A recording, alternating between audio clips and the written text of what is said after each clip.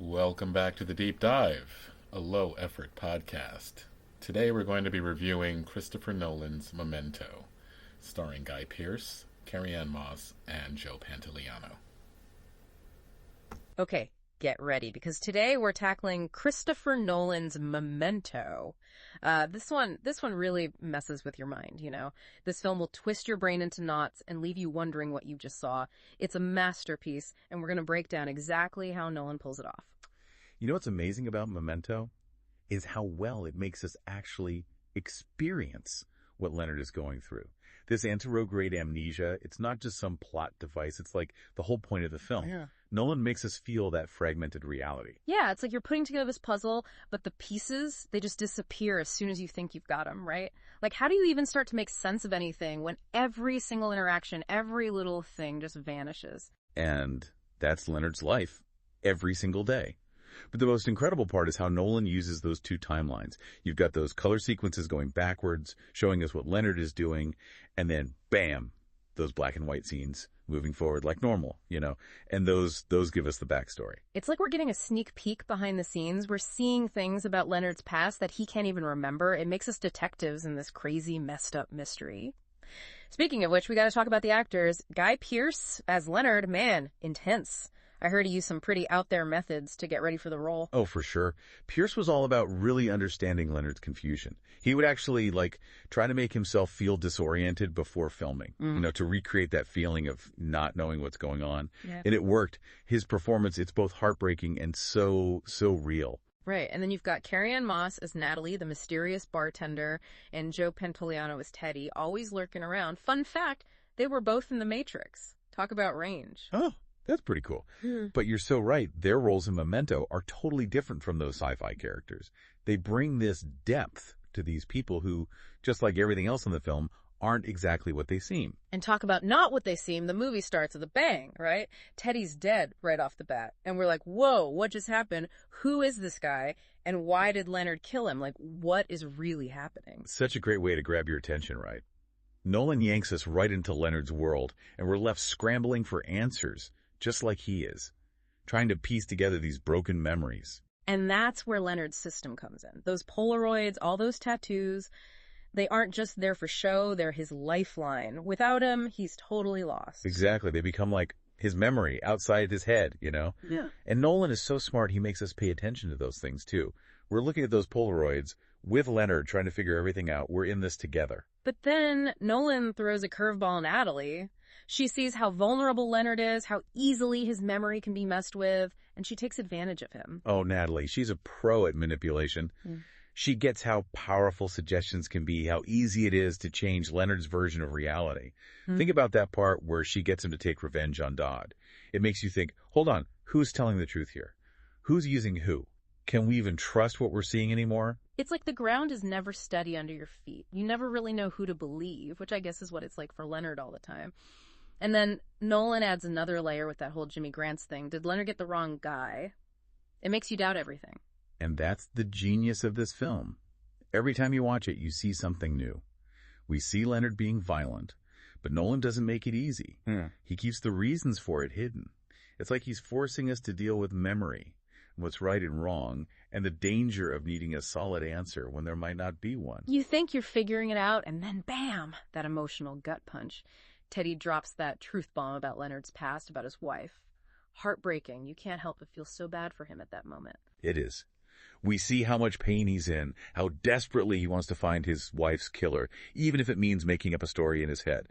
That's when you understand how tragic this condition is, how he can be tricked, how he's stuck searching for something that's always just out of reach. Okay, so we've got these color sequences going backwards, showing us Leonard's point of view, and then the black and white scenes, those move forward like a normal movie. But there's more to it than that, right? Like, what's Nolan doing here? Yeah, it's not just a cool visual, right? Think about those black and white scenes. It's like we're seeing inside Leonard's head, into those broken memories he can't quite hold on to. We see him in that motel room, talking on the phone, trying to piece together his own story. And get this, that person on the other end of the line, that's us, the audience. Whoa, no way. It's like we're plugged right into his thoughts, trying to make sense of it all with him. We get those little bits of the past, those clear moments right when he does. intense. And that's what makes Nolan so good. He doesn't just tell us Leonard's story. He pulls us in and makes us live it. We feel that frustration, the confusion, that need to grab onto something real when everything is constantly changing. And this whole thing, this way of telling a story out of order, it wasn't just a one-time thing for Nolan, you know. He does this even more in his later movies. It's like Memento unlocked something for him, and he just kept going, pushing the limits with every film. Yeah, you could say Memento launched him into a whole new level of mind-bending movies. Like, it started this whole thing of puzzle films. Movies that make you pay attention, that make you work to figure them out. Right. You finish a Nolan film, and it's like your brain did a marathon or something. Exactly. And he's not afraid to get deep either. Memory, who we are, what even is truth. These ideas, they're all over his films. Take Inception, for example, with those dreams inside dreams, or Eternal Sunshine of the Spotless Mind. Those movies play with what's real, what we believe. They owe a lot to what Memento started. It's like Nolan gave everyone else permission to go deep, to get complicated, to trust that people wanted more than a simple story. And it's not just the story structure either. It's how he uses sound and editing to put us right inside Leonard's head. Sound is so important in Memento. The way scenes just end, those quick cuts, those weird sounds.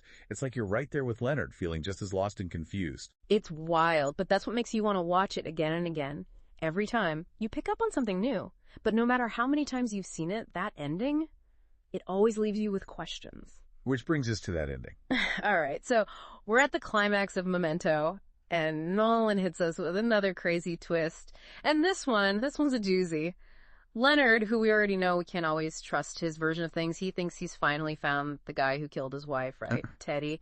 But then Teddy just drops this bombshell out of nowhere. He's like, dude, you already got your revenge years ago. It's like, what? It's all been this lie, something Leonard made up because his own memory is so messed up. It's that ending, it just gets under your skin. It's so unsettling because Leonard, he chooses the lie. Even though for a second he knows, deep down, that this whole quest has been based on something he just created in his head, he still does it. He manipulates his own memories to keep this cycle of violence and delusion going. He can't deal with the truth, so he chooses the lie. It makes you think, though, right? Like, are any of us really in control of our own stories, or are we all just clinging to whatever version of reality helps us sleep at night? That's the big question Nolan throws at us, right? Is Leonard just a victim of his condition, or is he making choices? It's a huge moral dilemma that makes you think even after the movie is over. And that's what makes Memento so brilliant. It's more than just a cool, trippy film. It makes you think about memory, about who we are, about the stories we tell ourselves. And Nolan, he doesn't make it easy for us. He doesn't give us any straight answers. He just leaves us with all these questions. We're debating, rethinking our own ideas about what's true, how we remember things. And that's what makes this film worth watching over and over again. Every time you discover something new, it sticks with you, Its layers just keep revealing themselves. I hear you. So if you're looking for a film that'll make you think, keep you guessing, and maybe even question reality itself, Memento is the one. It's a wild, unforgettable experience. And remember, the beauty of this film isn't about figuring it all out. It's about those questions it raises. So well said. And there you have it, folks, our deep dive into Christopher Nolan's masterpiece, Memento. We hope you've gained some new insights into this incredible film, maybe even feel like giving it another watch. Until next time, keep exploring, keep asking questions, and never be afraid to take a deep dive into the unknown.